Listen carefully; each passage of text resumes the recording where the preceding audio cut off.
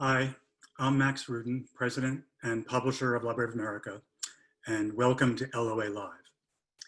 For those who don't know, Library of America is a nonprofit publisher and cultural institution dedicated to publishing authoritative new editions of great American writers and to keeping the many-voiced American literary tradition a vital part of our culture for readers and writers to discover and rediscover. We're grateful to our partners this evening, the Arms Control Association, the Bulletin of the Atomic Scientists, Friends of the Earth, Global Zero, International Council for the Abolition of Nuclear Weapons, The Nation magazine, the New Press, Physicians for Social Responsibility, and Type Media Center. A special welcome to Library of America fellows and members who support our mission. Tonight, the 75th anniversary of the destruction of Hiroshima and 50 summers since the first Earth Day, we mark publication of this volume, Jonathan Schell, The Fate of the Earth, The Abolition, The Unconquerable World, number 329 in the Library of America series, edited by Martin J. Sherwin. In these three works, published over 20 years, starting in the early 1980s, Schell put his remarkable literary gifts in the service of disarmament, nonviolence, international cooperation, and the power of true democracy. Not bad things to devote your life, energies, and talents to. The LOA Schell volume was prepared in collaboration with Irena Gross and Orville Schell and published with support from Edwin Matthews and the Gould Family Foundation, who have also endowed it through the Guardians of American Letters Fund to keep it permanently in print. Thanks to their generosity, the volume will stand as a lasting testimony to Schell and his contributions to American writing and to the cause of nuclear disarmament and nonviolent change. To discuss Jonathan Schell and his legacy, we're very fortunate to have with us tonight a distinguished panel of his colleagues and friends. Robert J. Lifton is the world-renowned psychiatrist and historian whose many books include the National Book Award-winning Death in Life, Survivors of Hiroshima, and most recently, Losing Reality on cults, cultism, and the mindset of political and religious zealotry. Political commentator Katrina vanden Heuvel is editorial director and publisher of The Nation magazine and author of The Change I Believe in, Fighting for Progress in the Age of Obama. Historian Martin J. Sherwin, editor of the Library of America Schell volume, is university professor at George Mason University. His books include American Prometheus, the Pulitzer Prize-winning biography of J. Robert Oppenheimer, written with Kai Bird, and forthcoming next month, Gambling with Armageddon, Nuclear Roulette from Hiroshima to the Cuban Missile Crisis. The panelists will converse for about 25 minutes, then invite your questions. You can submit a question or comment at any time using the Q&A button on your menu bar. If you wish, let us know where you're viewing from. Now, please welcome Katrina vanden Heuvel, Robert Lifton, and Marty Sherwin. Thank you very much, Max. It's an honor and pleasure to be here to celebrate Jonathan's great contributions. And I'd like to begin with a comment about the connection between character and writing. Jonathan was not only a talented writer, imaginative thinker, a philosopher really in many respects, but he was also a wonderful human being.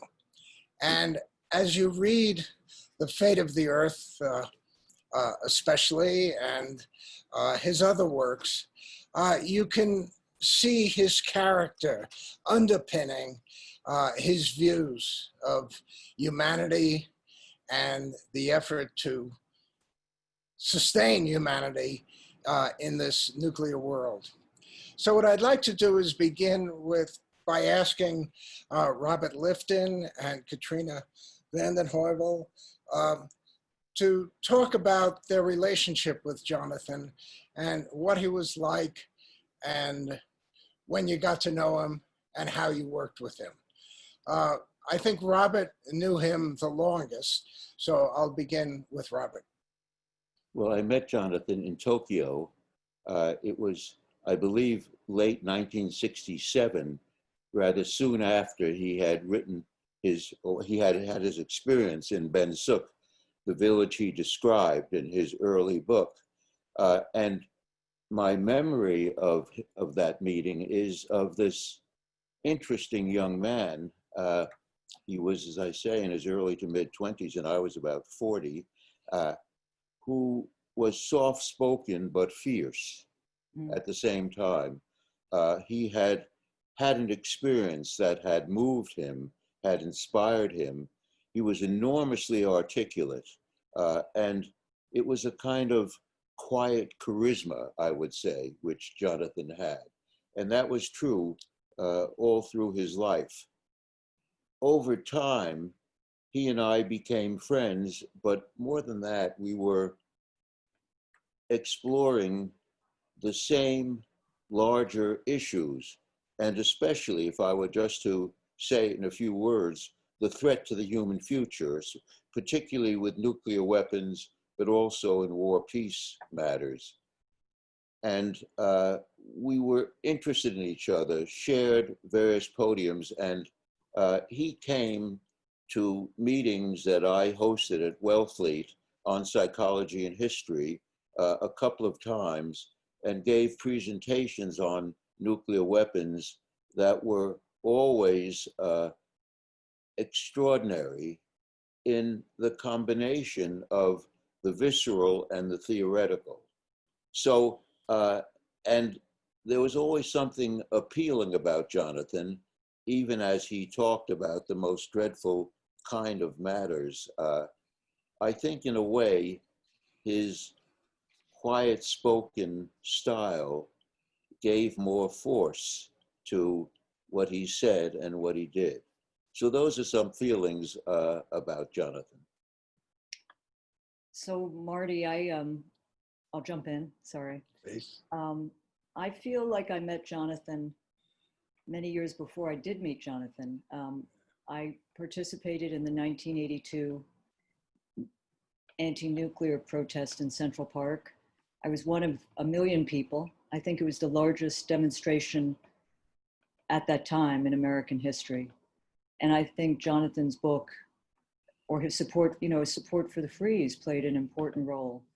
And I often talked to Jonathan when he came to the nation in about 1998. He was our peace and disarmament correspondent and a fellow at the Nation Institute.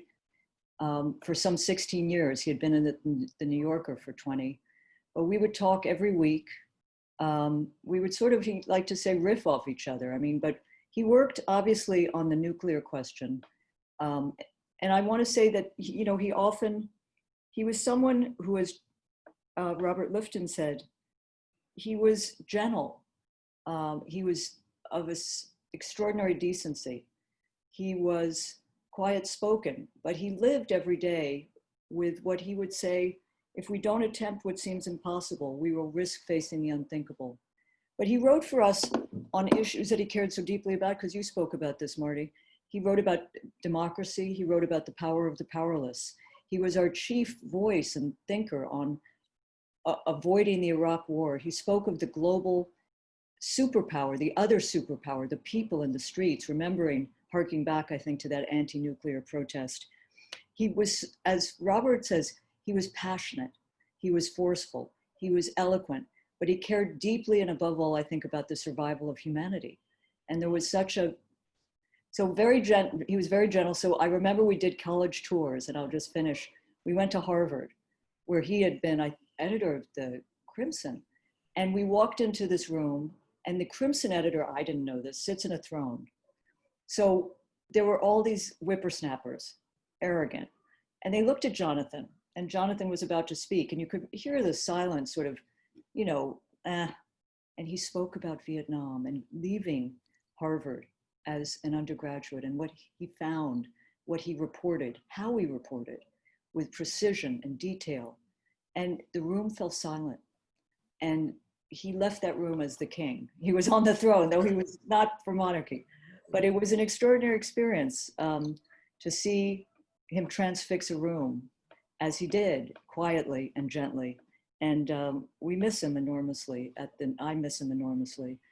You know, the nation, full of characters, but Jonathan always had a force and eloquence and spirit that would remind you of why you did what you did. Thank you, both Robert and Katrina. Jonathan was always someone who enveloped people who had even the least bit of interest in the subjects that he was dealing with. And he always dealt with the subject that was at the forefront of American politics at the time. Vietnam, when he left Harvard. Richard Nixon, his wonderful book on Nixon. And then in the early 1980s, 1982, The Fate of the Earth. I want to quote something from page 174 in The Fate of the Earth, where he says, "We live with one foot in each of two worlds. As scientists and technicians, we live in the nuclear world, in which whether we choose to acknowledge the fact or not, we possess instruments of violence that make it possible for us to extinguish ourselves as a species. But as citizens and statesmen, we go on living in the pre-nuclear world, as though extinction were not possible and sovereign nations could still employ the instruments of violence as instruments of policy." That's the essence of the problem that we face. Our minds and hopes and attitudes are out of sync with the reality of the nuclear issue. And that's something that is the framework, really, I think, for our discussion. Robert, you've written about these issues yourself. And let me ask you to connect your writing and Jonathan's writing in any way that you see appropriate. Well, they connected in many ways. One way was just what you were beginning to say, and had to do with the gap psychologically between what haunts us, what threatens us, and how we live and how we take it in. I use the term psychic numbing to suggest the inability or disinclination to feel. And Jonathan, without using that term, was talking about that all the time. We shared a sense of insisting that our language about nuclear weapons include the pain, that it be visceral. And in that way, he quoted my work on Hiroshima extensively in The Fate of the Earth. But at the same time, one needed a large theoretical perspective to understand what we faced and what indeed we were threatened.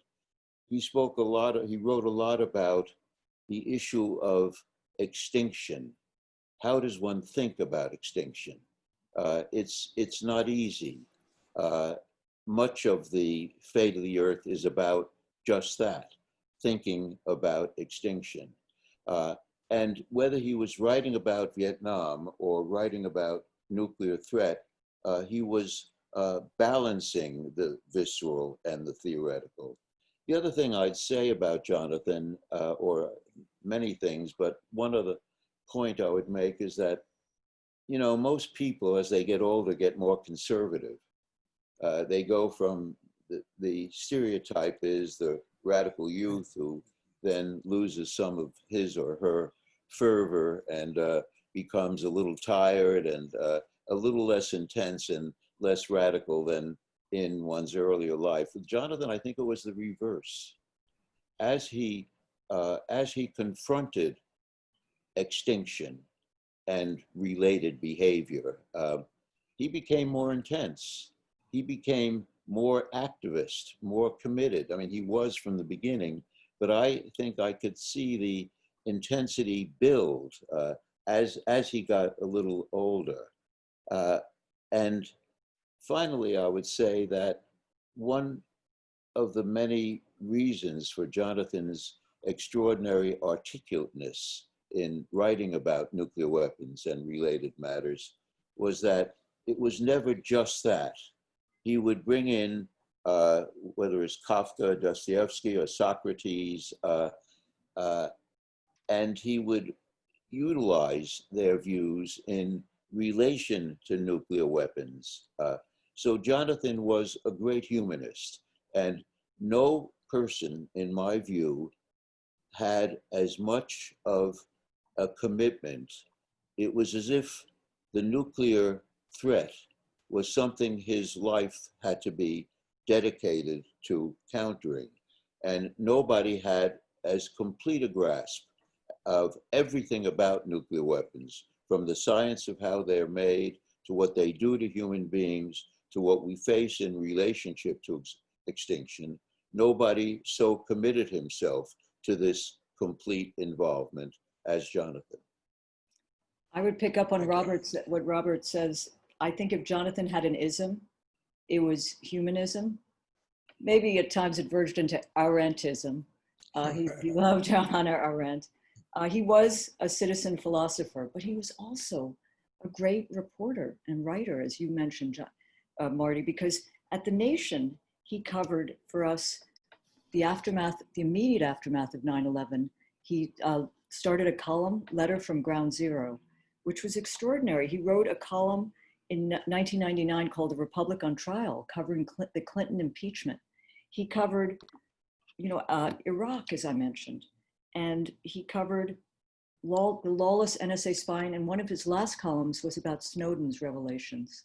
He was entranced, it's too simple a word, but with dissidents, with those who challenged the conventional wisdom. He was no respecter of it.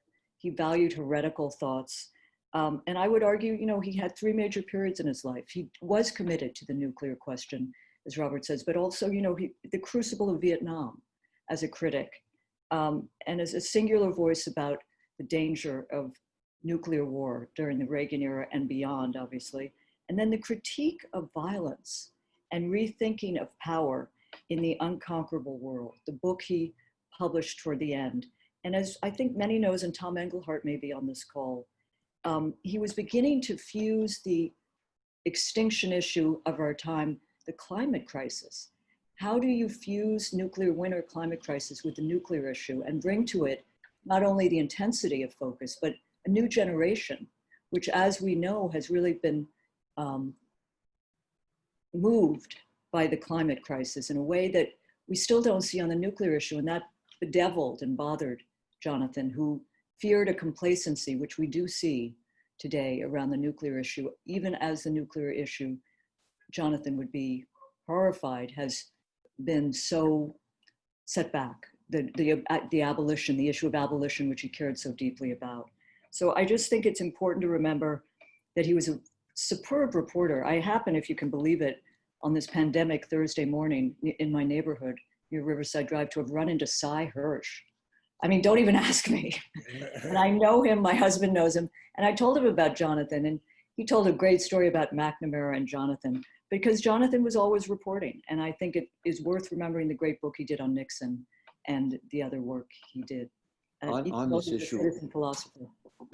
this issue of climate, during the last year of his life, Jonathan and I had a conversation here on the Cape about why both of us, so obsessed with nuclear weapons, had until now never done anything about climate as such. We weren't entirely clear. It seemed more general, or it seemed something that would sustain itself even if there were a nuclear holocaust. But we agreed that it was inseparable from nuclear threat. And both of us had turned to climate change, however belatedly. In a way, the fate of the Earth has a lot to do with the human habitat and what happens to it, even by its title. Yes. But there still remain much to say about climate as such. And we found it kind of strange and interesting that both of us had come to it so late, but inevitably come to it. I'd like to ask, thank you, Robert. I'd like to ask Katrina for that story about Cy Hirsch that he told. Well, I think it was, you know, Jonathan trusted McNamara to, he did an interview with McNamara, and I think he got there through his father. And then McNamara, you know, seemed to know everything and the failures of Vietnam. And he said, you know, wait. And then he never came forward, McNamara. And Jonathan felt betrayed, but couldn't use it because it was off the record. It's not a great story, but he valued, Cy Hirsch valued Jonathan's work enormously.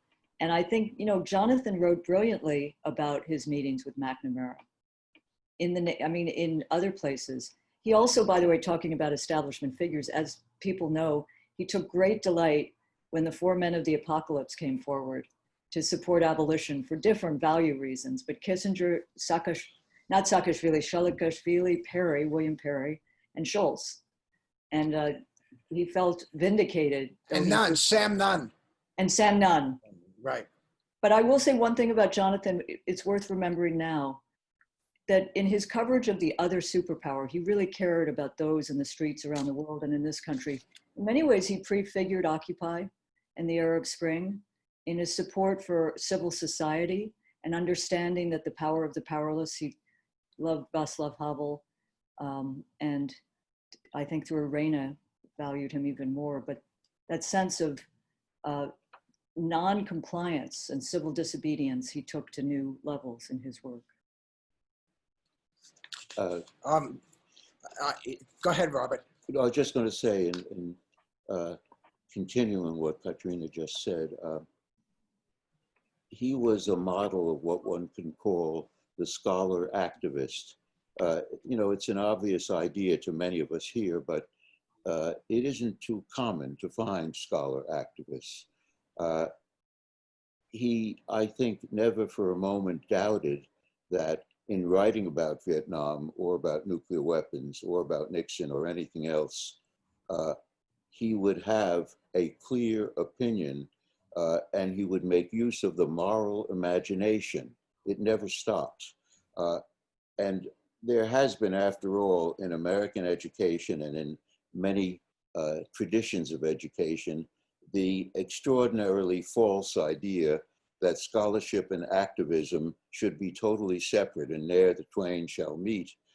Actually, they are necessary to each other, because without activism, scholarship can be bland, and without scholarship, activism can be misguided. So Jonathan, as much as anyone, really represented the merging of those elements in everything he did and wrote. Very well said. I want to hold this up. This is an article that I've kept by my study for a long time, a foreign affairs article he wrote called The Folly of Arms Control.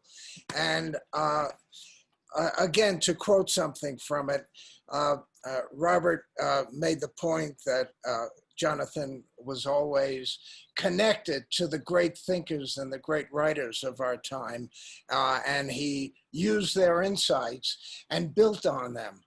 And what he says in the early part of this article is that, once again, political reality and circumstantial reality, what Alexander Solzhenitsyn once called, quote, the pitiless crowbar of events, are colliding. The real alternatives, the ones that can actually occur, are at present found politically unacceptable, while the politically acceptable choices are all unreal. And that, connected with what he said in The Fate of the Earth, I think, you know, gives you a sense of the dilemma that we face when we're trying to deal with this nuclear threat, the nuclear arms race and the proliferation of nuclear weapons. Could I just read a few lines of what Jonathan wrote in 2002? The growing nuclear peril. This is 2002. The goal of nuclear abolition, it is true, is ambitious, and the difficulties are mountainous. Many will say, as they have throughout the nuclear age, that it is unrealistic. They would perhaps be right if we lived in a static world, but events in South Asia and Central Asia and the Middle East and New York are moving at breakneck pace. Avenues to disaster are multiplying. A nuclear revival is underway. A revival of nuclear protest is needed to stop it. And if I might, just one word about another Russian. The nation was honored in 2002 by Mikhail Gorbachev with a green, it was the green, I forget the award, but it was a beautiful award. And we were honored largely for Jonathan's work. And Gorbachev was probably the most radical and committed arms reductionist ever to lead a nuclear country. And Jonathan, we would argue sometimes because Jonathan believed reform came only from below, and I argued it could come from above and below. But he did interview Gorbachev for his extraordinary longest nation issue ever on abolition. So he admired. Thank you. Thank you.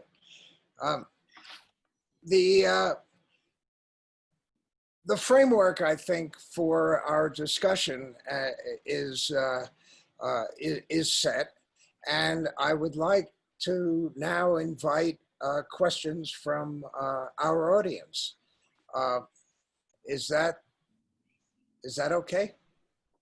I got to ask the powers that be that are behind the scenes. Scene like Wizard of Oz. That's right.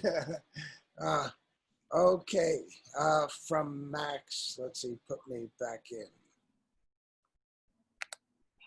Hello? Hi, I'm waiting for my screen, here we go, okay. Great, that was fascinating. I got very caught up in that conversation. Thank you. Yeah, well, we have some questions from the audience that I would say, probe and extend many of the things you've already addressed or talked about. Sterling Newberry from Boston, Massachusetts asks, what moved Schell to take on this topic? I think the nuclear question is really the question. I think it's this broader question you were talking about at the beginning, all of you, about his interest and his character, or his interest in his personality. That is to say, what led him to this subject matter? And then I think also you would ask, what enabled him to live in that subject matter? I mean, you knew him, so you can, each of you can answer that maybe in your own way. Well, perhaps I can say something about that. As a psychiatrist, I would say you must avoid psychologizing in terms of what made him do what he did or makes any of us do what we do. So it's a combination of some inner sensibility and experiences in life. And sometimes there are elements of chance where I would say of Jonathan that without understanding fully what made him do what he does, something we have difficulty understanding about anyone, one could nonetheless say that he followed an inner light. He did what was in him to do. Again, that sounds logical and easy, but it's not so easy. And when one speaks to students and they say, oh, what should I do? Tell me this, or should I take up this subject? It may be sometimes difficult to get them to think through what they really want to do and have in them. I think Jonathan was a man who called forth what he had in him, what his inner direction was.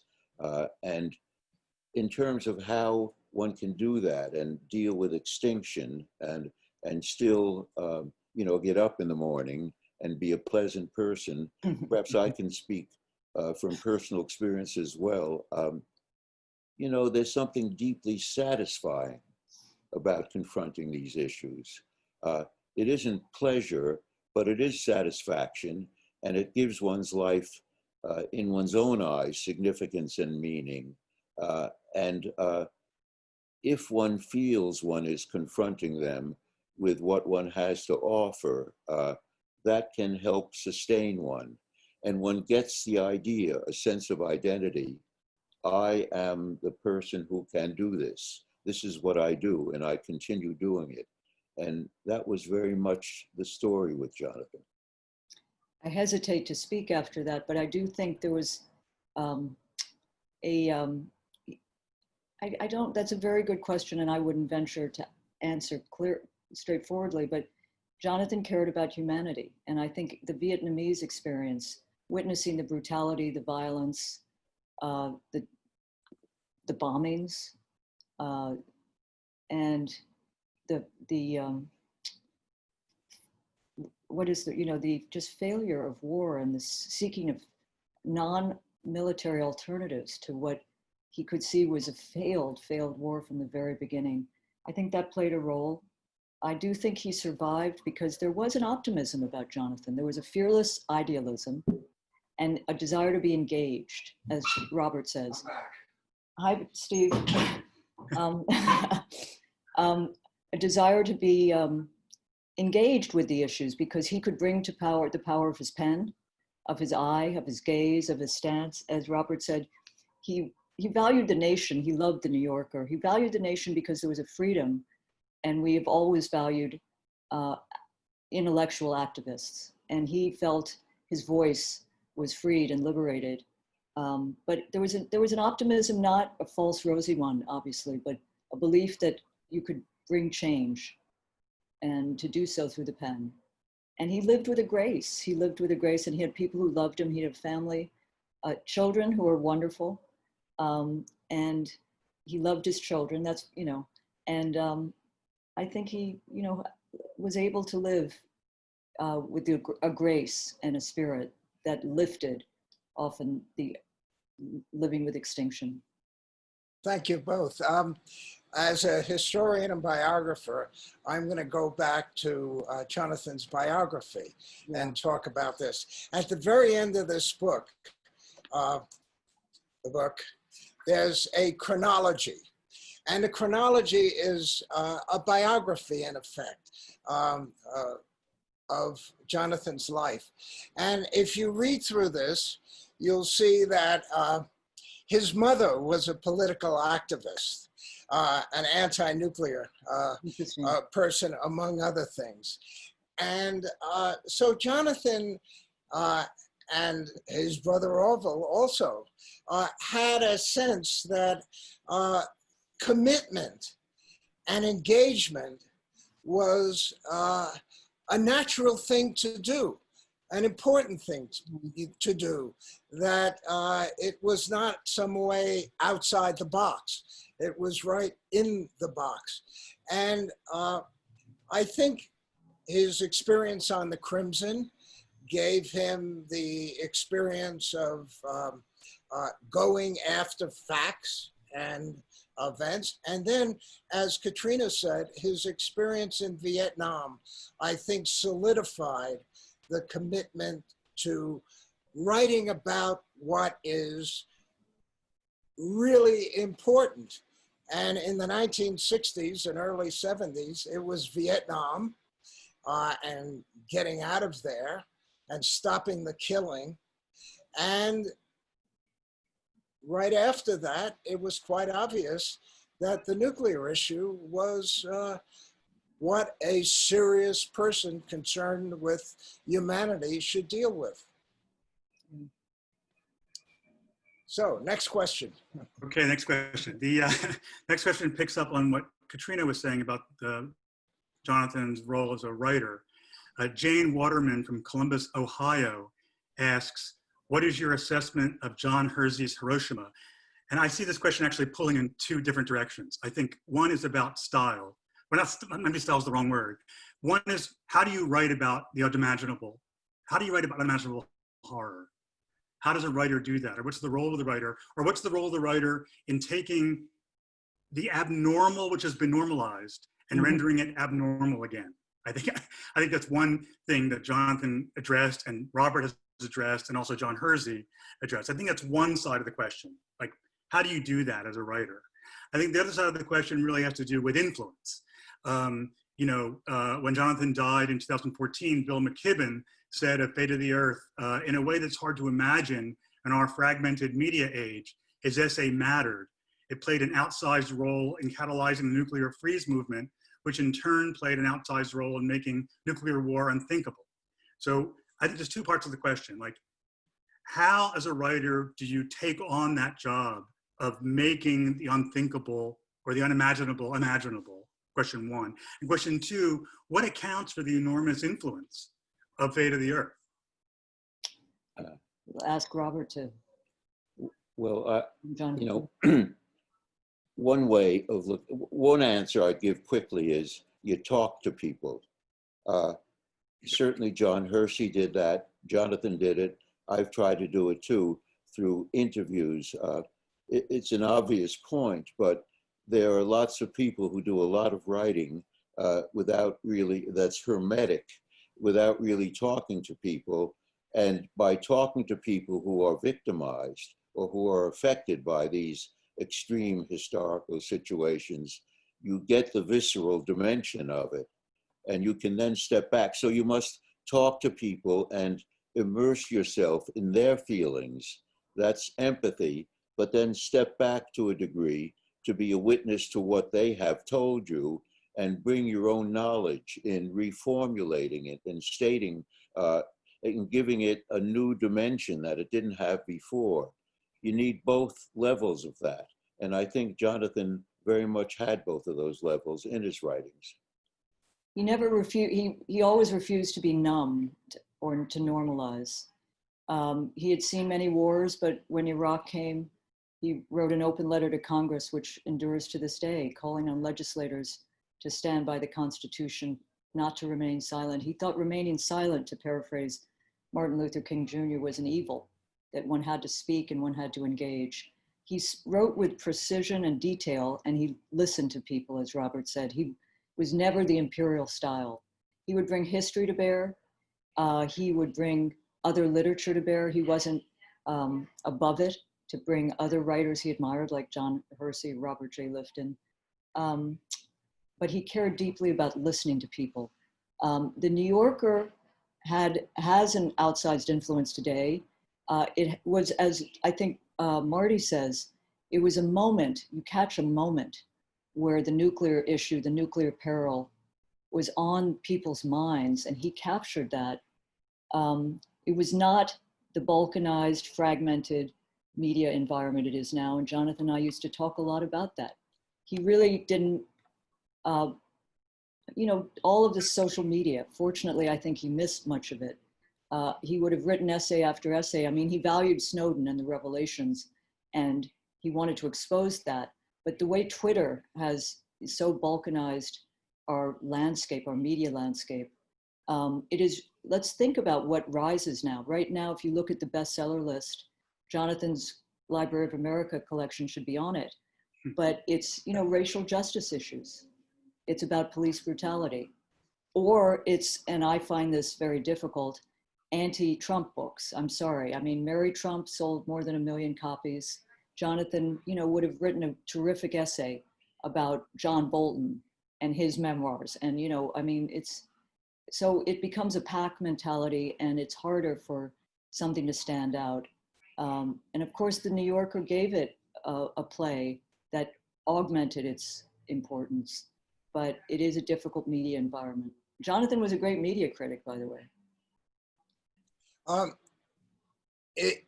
It's very appropriate that somebody raised the issue of John Hersey's Hiroshima, because when you read Hiroshima, which I've done many times, and Jonathan's work, you can see the parallel type of commitment to detail. Somewhere in response to a question like this, I wrote that Jonathan was like a mason. Every fact was a brick, and he placed one brick carefully on top of another, you know, creating this beautiful wall or facade or whatever, you know, the mason was doing. But with Jonathan, it was writing. He was very precise, very careful, and yet he had this wonderful artistic sense of the rhythm of language and the ability of language to focus people's minds on an issue. And that is a great that is a great gift. And I don't think Hersey did that all the time, but he certainly did it in Hiroshima. Marty, in that respect, to continue with your metaphor, as Jonathan built brick by brick, he was aware of the larger city, so to speak. And from the very beginning of his writings on Vietnam, he was aware that the suffering he wrote about, from the removal of a village from the American bombing, the suffering that he was writing about was part of a larger, what I would call, atrocity-producing situation. There was something structural about the war we were fighting that inevitably produced large numbers of civilian deaths and endless atrocities. So he put his bricks together in a very immediate way while keeping in mind the larger picture that was behind the terrible things he was hearing about. Could I just say that, I mean, on, you know, after, he was very, I'm also, Jonathan would have been surprised today at how we don't remember, and we're kind of, quote, we aren't, but there's a nostalgia for the Bush administration. I mean, Jonathan wrote some extraordinary, he did some extraordinary reporting about, and horrified about, the torture and the dismantling of, the beginning of the dismantling of our nuclear disarmament pillars. I mean, the ABM Treaty was abrogated in 2001 by George W. and John Bolton back then. And he could see the rise of a dictatorship, as he called it, under Cheney and Bush. And he was very tough in, as people on this call remember, after 9/11, there were calls of vengeance, there were voices of vengeance and war and militarization. And Jonathan resisted all of that. And I think there was a core to him that understood that that was not what was needed in this country, that we would fail on our own. And I think of him in these times because if the pandemic and the multiple crises we face have taught us anything, it's the need to rethink what security means, to rethink the militarization of our mindset. And I'll conclude because it's also, he cared deeply about having debate and open-mindedness. And I'm struck because Marty's co-author, Kai Bird, is quoted in the Washington Post today. It's, you know, on the anniversary of Hiroshima, and he laments America's inability to have a national conversation for the bombings even now.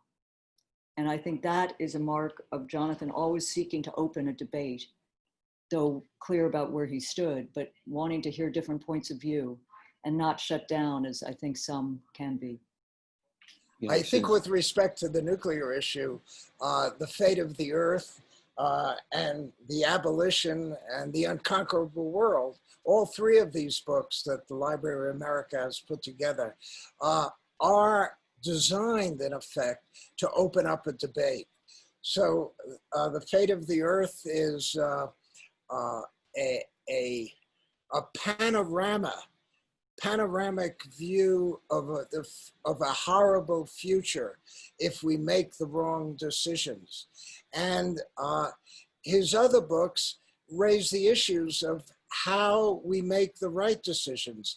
And Jonathan was probably the most articulate advocate in the nuclear realm of nonviolence. Yes. And how to bring together the power of the people, so to speak, as a major force, as powerful as the establishments of the United States and the Soviet Union. Yeah. And that was his aim, that was his goal. I'd like to, some questions do go there. I mean, on the way, several people ask about, the relevance of the discussion of, Jonathan's discussion of nuclear deterrence in a post-Cold War era where arms control is no longer a mainstream political issue. There's a whole tranche of questions around that, which I will just ask. So Ronald Spainhauer from New York asks, what should the world learn most from the bombings of Hiroshima and Nagasaki? Ezra Miller from Canada says, what are the key lessons we learned from World War II and then failed to apply between then and now? Pia Gliese from Denmark asks, how to protect the world from rogue nations possessing nuclear technology and capabilities, as well as the inclination to use it. So I think all those questions really are kind of the same question in a way, which is to say, how would you talk about the relevance of Jonathan's work on the nuclear arms race in a world now where it's receded a bit from as a mainstream issue, I mean, for good reasons or not, and how does the end of the Cold War, does the end of the Cold War in any way affect the force of the analysis or the force of the argument? Maybe I can say something about this. This is Hiroshima Day, and what does Hiroshima mean? Well, Hiroshima and Nagasaki are the two experiences we have about what nuclear weapons do to human beings. Tiny nuclear weapons by other standards of hydrogen bombs.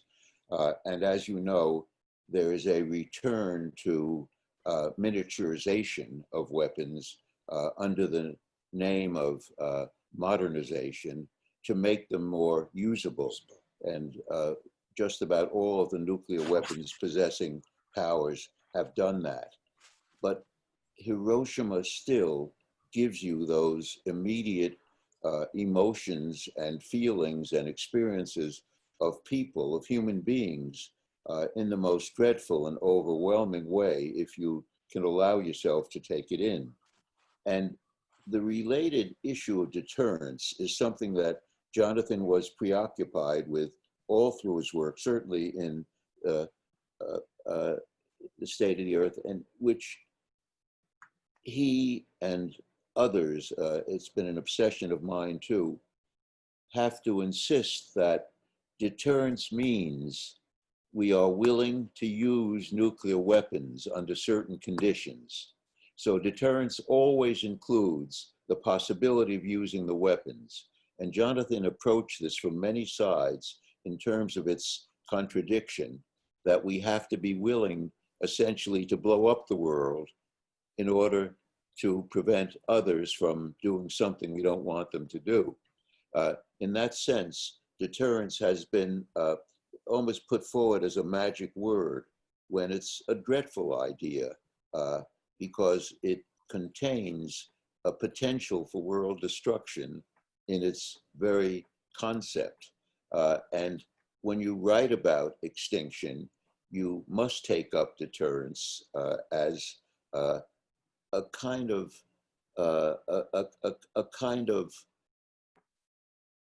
claim that was established by people in living that double life that seemed to solve things when it really does the opposite and represents the poverty of our ideas about what to do in connection with nuclear weapons.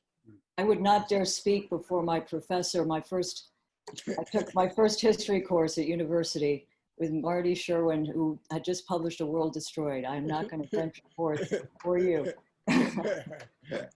Well, what I wanted to speak about are the lessons of World War II, to that part of the question. We learned all the wrong lessons from World War II, all the wrong lessons. Let's begin with Hiroshima. What we learned and what we taught the world was that nuclear weapons are valid weapons for war. We validated them by Hiroshima. We also learned from World War II that bombing civilians and destroying civilizations was the way war should be fought.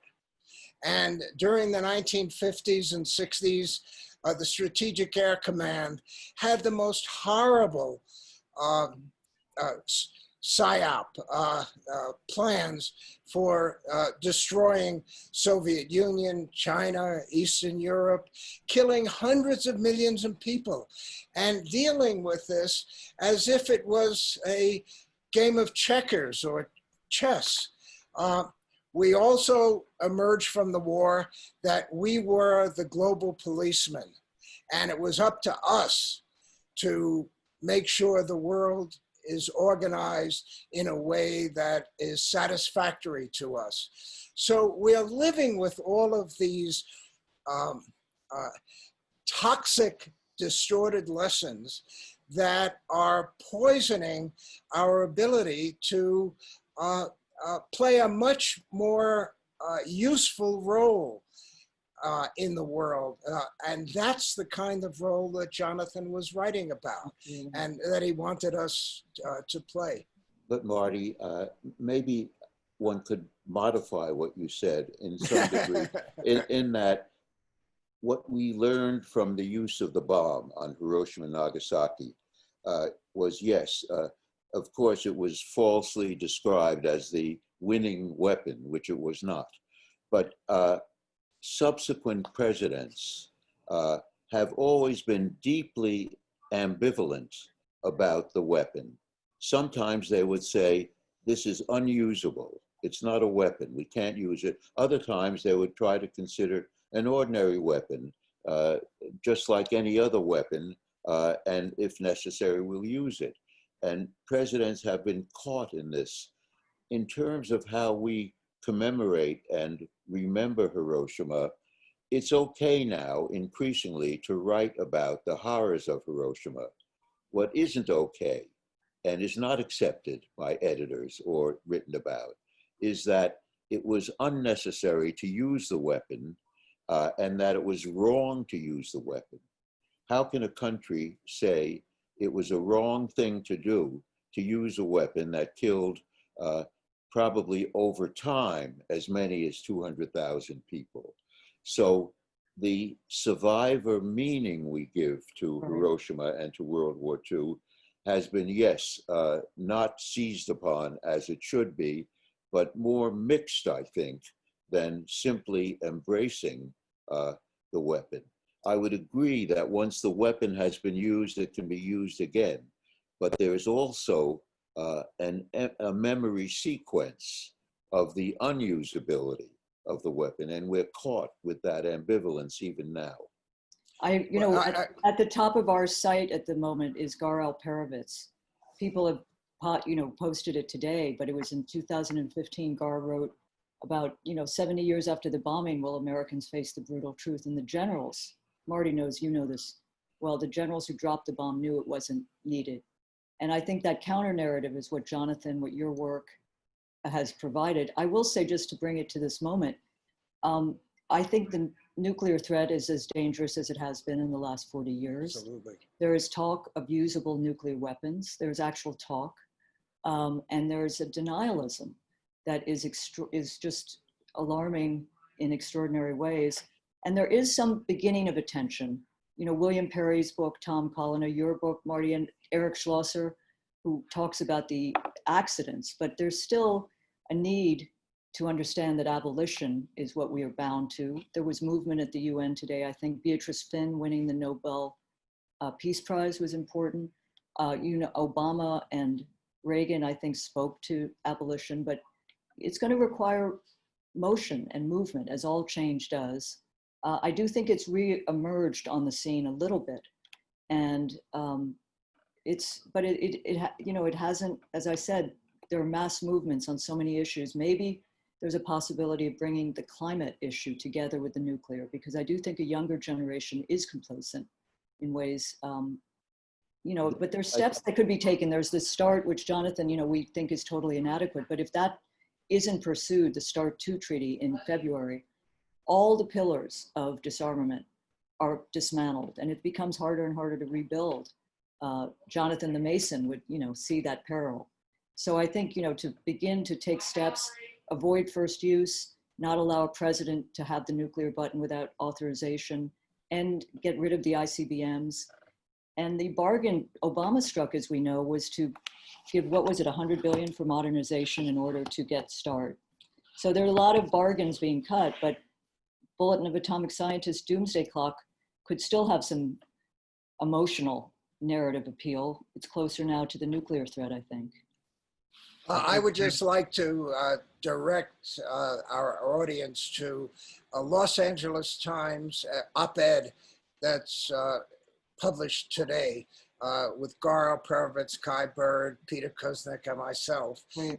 that actually points to what Robert has, talked about, the unnecessary use of this weapon and the psychology that led to that use. Thank you. That's really good.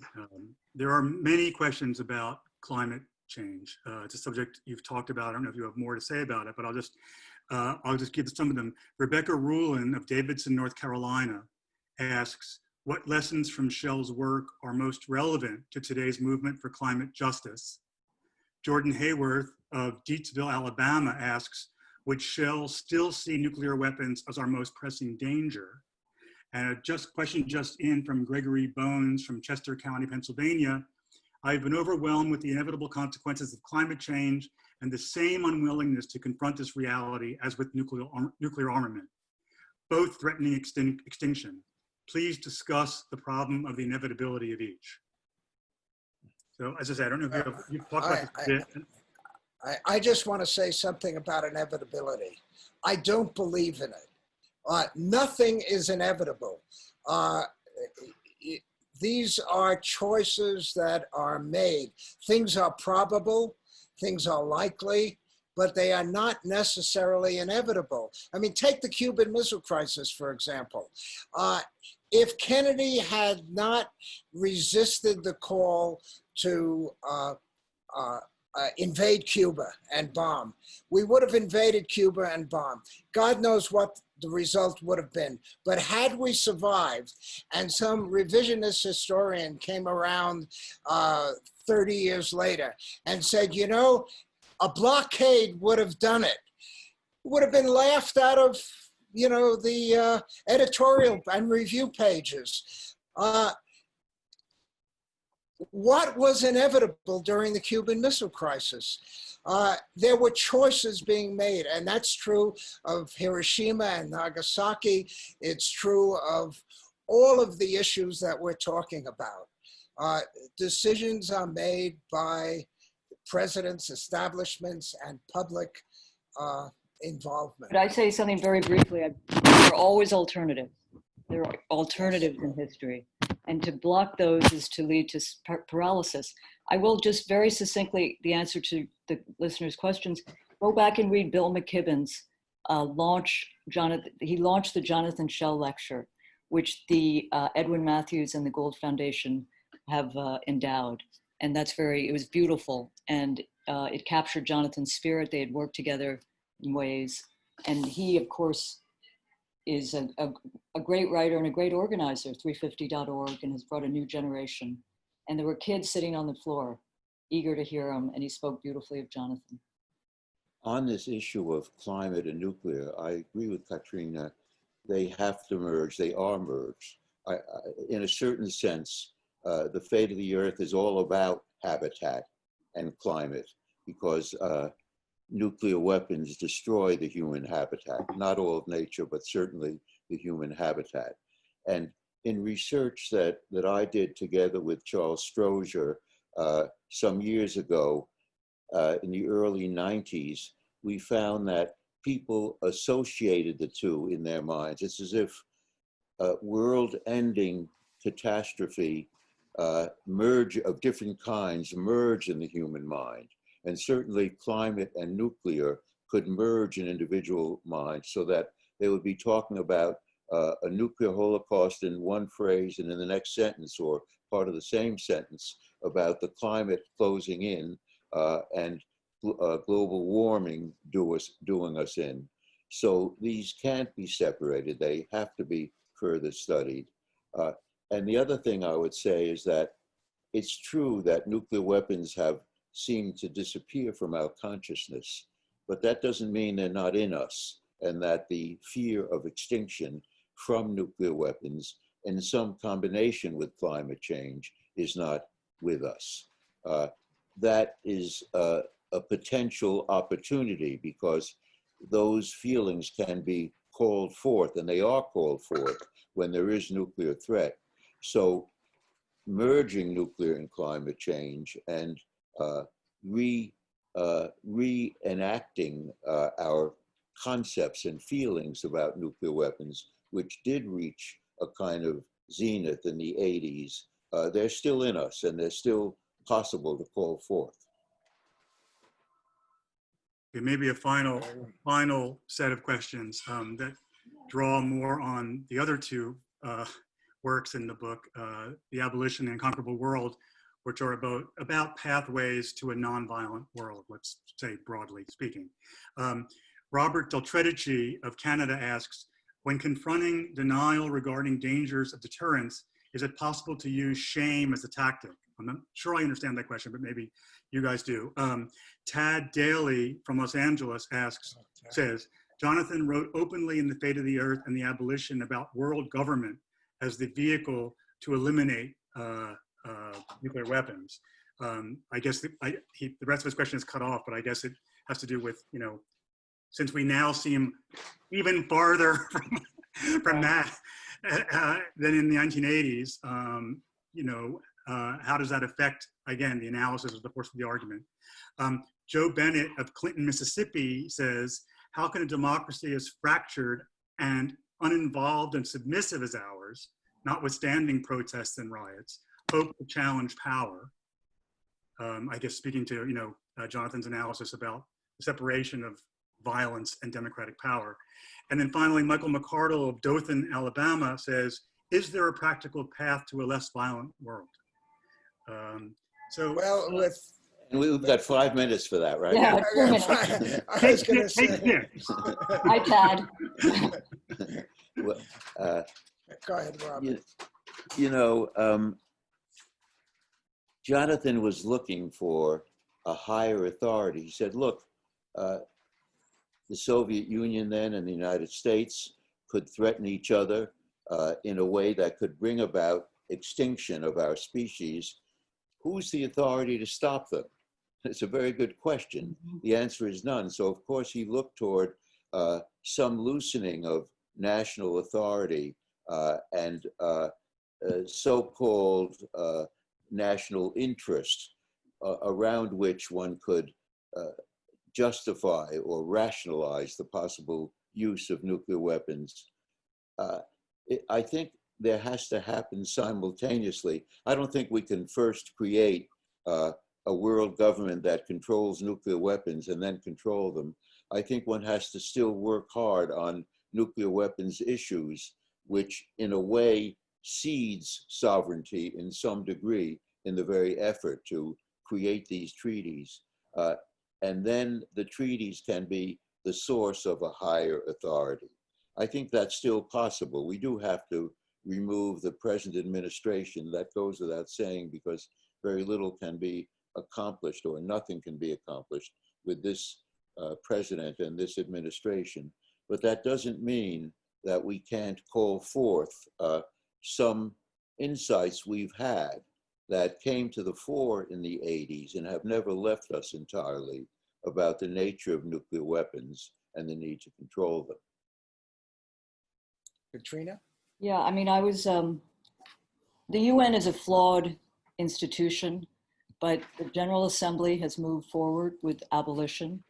Many of the member states, it was designed, and Marty knows this better, I mean, after World War II, it was designed to end the scourge of war and to the four freedoms, a different kind of world.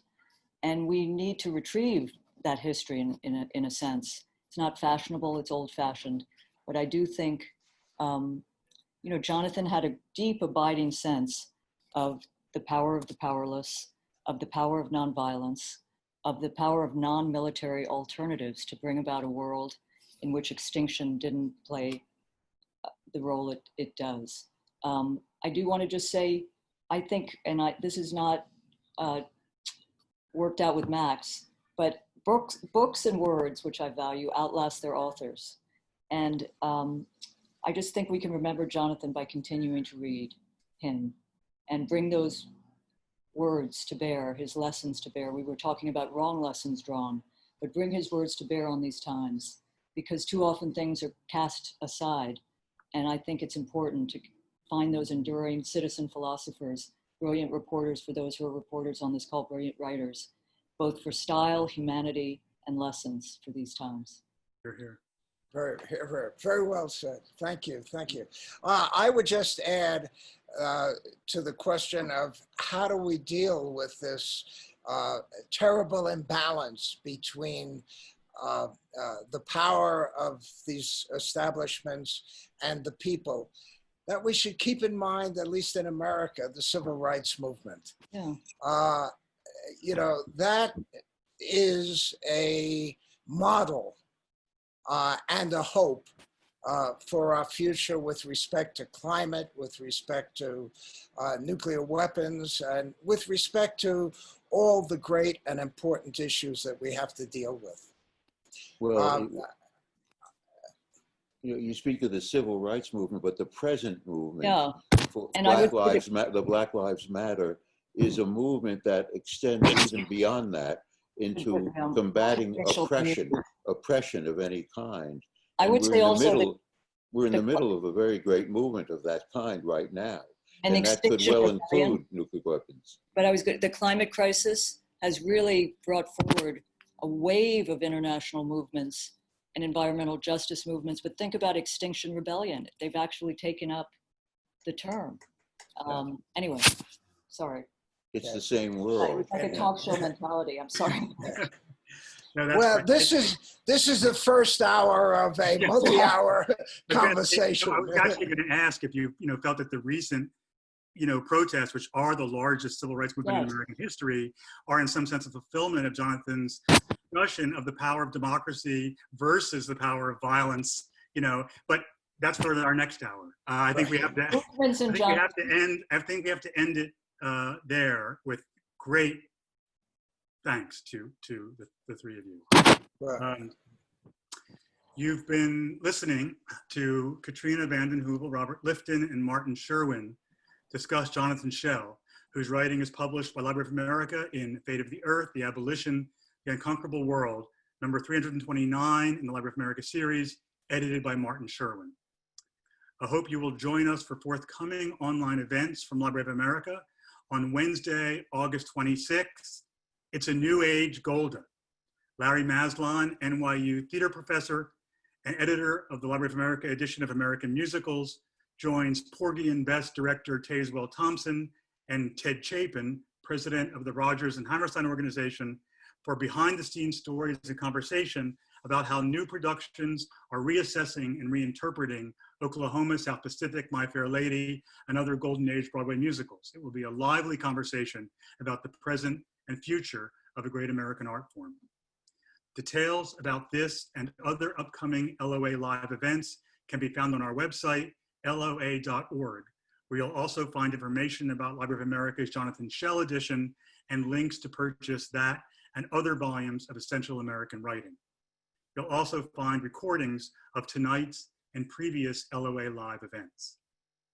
Thanks so much again to Katrina vanden Heuvel, Robert Lifton, and Martin Sherwin for a fascinating conversation, and have a great evening.